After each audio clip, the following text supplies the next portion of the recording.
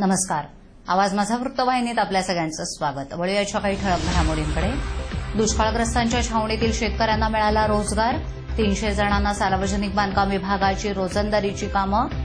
ठाणे महानगरपालिका भरती प्रक्रिया रद्द करा. महासभेमध्ये गदारोळ.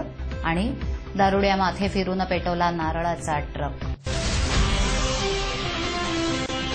मराठवाड्यातील दुष्काळामुळे स्थलांतरित करून आलेल्या कुटुंबांना ठाण्याचे पालकमंत्री एकनाथ शिंदे यांनी वागळे इस्टेट भागात एक मोठी छावणी उघडून आसरा दिलाय.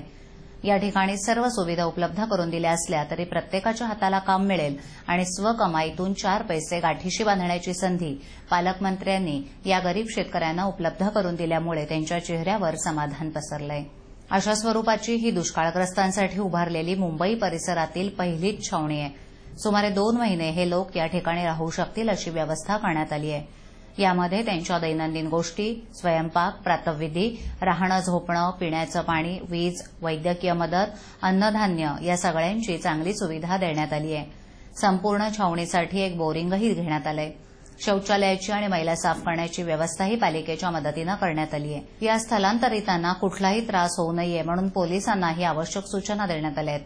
100हून अधिक दुष्काळग्रस्त नागरिकांना रोजगार देण्याकरता सार्वजनिक बांधकाम विभागाच्या इमारतीबरोबरच शासकीय रुग्णालयं या ठिकाणी या दुष्काळग्रस्तांना काम देण्यास सुरुवात केली आहे.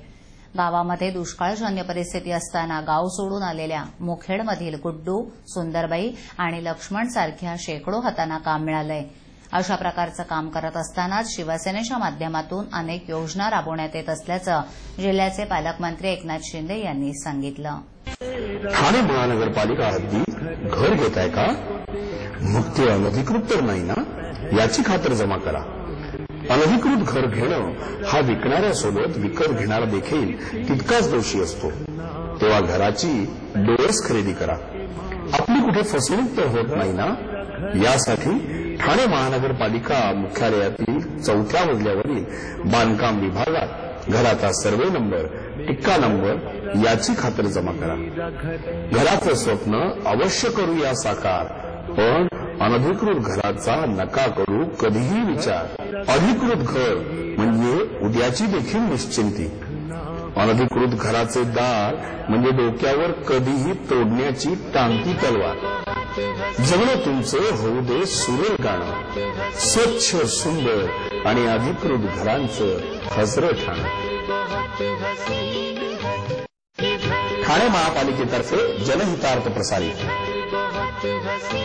ठाणे महापालिकेच्या बुधवारी आयोजित केलेल्या महासभेमध्ये सुरक्षा रक्षक भरती प्रक्रियेच्या प्रश्नांनी सर्व पक्षातील नगरसेवकांनी गदारोळ केला. या भरती प्रक्रियेमध्ये गोंधळ झाल्याचा आरोप करत ही प्रक्रिया रद्द करण्याची मागणी केली. या संदर्भात प्रशासनानं खुलासा करताना अतिरिक्त आयुक्त सुनील चव्हाण यांनी सांगितलं की भरती प्रक्रिया ही अत्यंत पारदर्शक पद्धतीनं केली आहे. त्यासाठी पालिकेचे 2 अतिरिक्त आयुक्तांचा समवेत 7 सदस्यीय समितीच्या अधिपत्याखाली करण्यात आली आहे. त्यासाठी आता महासभेत पुन्हा या भरती प्रक्रियेवर स्थगिती आणू नये असं सुचवलं. सुरक्षा रक्षक भरती प्रक्रिया ही सन 2003 मध्ये पहिल्यांदा महाराष्ट्र सिक्युरिटी बोर्डच्या 65 सुरक्षा रक्षकांना कामावर घेतलं होतं. त्यानंतर ठाणे महापालिका प्रशासनाच्या वतीनं सुरक्षा रक्षकांची नियुक्ती केली. त्यामुळे पालिका प्रशासनानं महाराष्ट्र सिक्युरिटी बोर्डच्या मदतीनं सुरक्षा रक्षकांची भरती केली. त्यामुळे ठाणे महापालिकेला महाराष्ट्र सिक्युरिटी बोर्डवर अवलंबून राहावं लागलं आणि त्यांचा कार्यकाळ वाढवावा लागला. आता त्या सुरक्षा रक्षकांची संख्या 385 आहे. त्याचवेळी बोर्डाच्या सुरक्षा रक्षकांना हटवून ठाणे महापालिका स्वतःच्या रक्षकांची नियुक्ती करण्याचा निर्णय घेतलाय. त्यानंतर त्यासाठी प्रस्ताव देखील तयार करण्यात आला होता. त्यासाठी पालिकेनं 21,13,550 खर्च केले. मात्र गेली 3 वर्षांपासून 385 सुरक्षा रक्षकांची भरती प्रक्रिया अधांतरीच राहिली. या भरतीचा विषय बुधवारी आयोजित महासभेत काँग्रेसचे नगरसेवक नारायण पवार यांनी 13 एप्रिलला सुरक्षा रक्षकांची भरती संबंधी यादी पालिकेच्या वेबसाईटवर प्रकाशित केली आहे. या प्रक्रियेला इतका उशीर का झाला, त्यामुळे ही भरती प्रक्रिया रद्द करा अशी मागणी केली. त्यावेळी त्यांनी आरोप करताना या प्रक्रियेमध्ये मोठा गोंधळ झाला आहे असं सांगितलं. प्रशासनाच्या वतीनं खुलासा करताना सांगितलं की या भरतीसाठी 4,141 इच्छुकांचे अर्ज आले. त्यात 100 इच्छुकांची यादी जाहीर केली. त्यांची तोंडी, लेखी, शारीरिक परीक्षा पास झालेत. त्यात 13 एप्रिलला वेबसाईटवर जाहीर केली आहे. त्यात प्रतीक्षा यादीतील 50 जणांना देखील घेतलं जाणार आहे, असं यावेळी प्रशासनानं सांगितलं.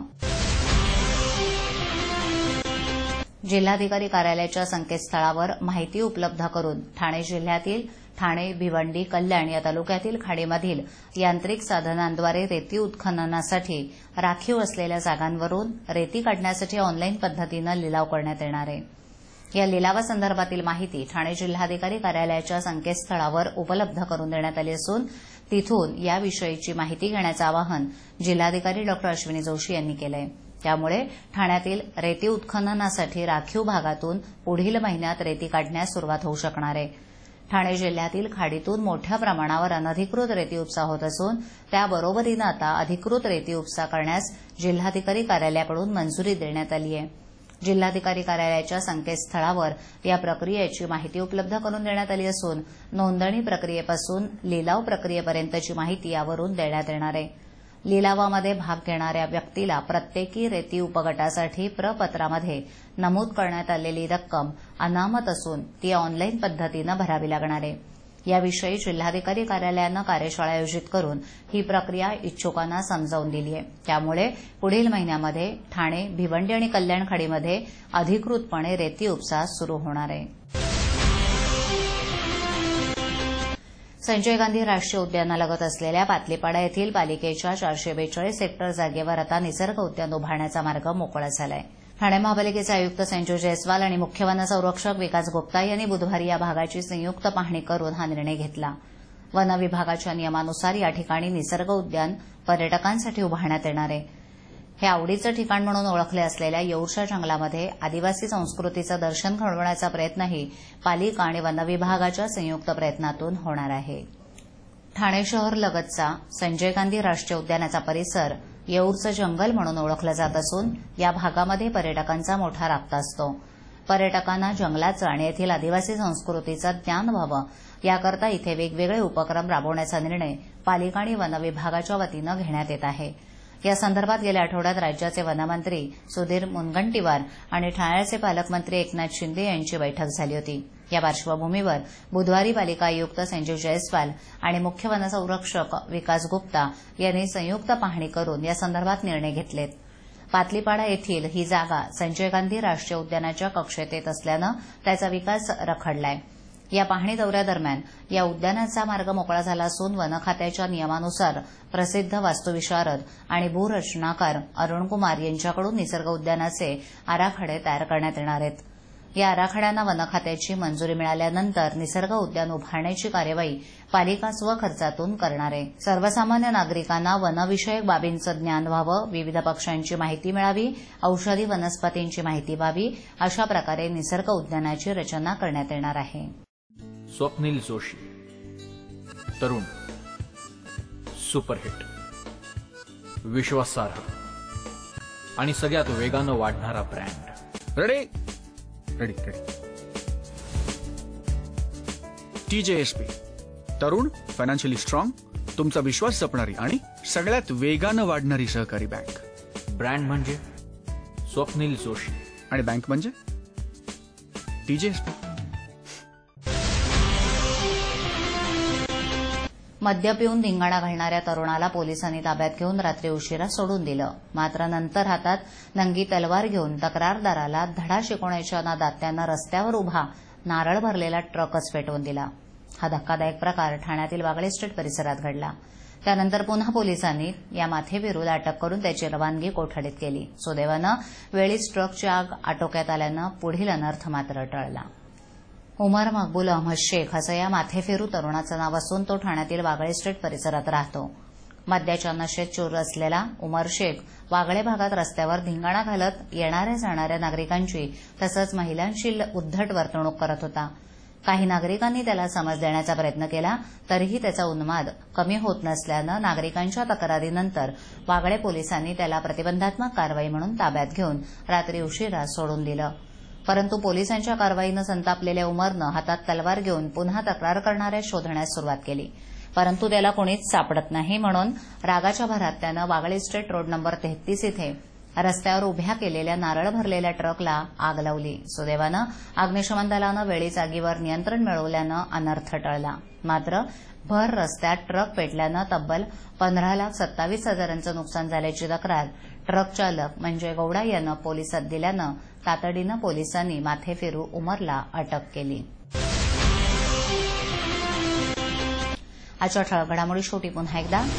दुष्काळग्रस्तांच्या छावणीतील शेतकऱ्यांना मिळाला रोजगार. 300 जणांना सार्वजनिक बांधकाम विभागाची रोजंदारीची कामं. ठाणे महानगरपालिका भरती प्रक्रिया रद्द करा. महासभेमध्ये गदारोळ. आणि दारुड्या माथे फिरून पेटवला नारळाचा ट्रक. आपल्या विभागातील काही सूचना अथवा समस्या असल्यास आमच्यापर्यंत जरूर पोहोचवा. आम्ही तुमचा आवाज नागरिकांपर्यंत नक्की पोहोचवू. आम्हाला संपर्क करण्यासाठी आमचा पत्ता आवाज माझा 103 सायलेक आदर्शनगर समोर कोलवाड रोड ठाणे पश्चिम. आमचा दूरध्वनी क्रमांक 9774033326. आमचा ईमेल आयडी awazmaza.tvnews@gmail.com. आवाज माझावरील एखादी बातमी पाहिजे राहून गेली असल्यास युट्यूबवर ती तुम्ही पाहू शकता. तर मग उद्या पुन्हा भेटू याच वेळी याच ठिकाणी काही नवीन घडामोडींसह आवाज माझा वृत्तवाहिनीत. तोपर्यंत नमस्कार.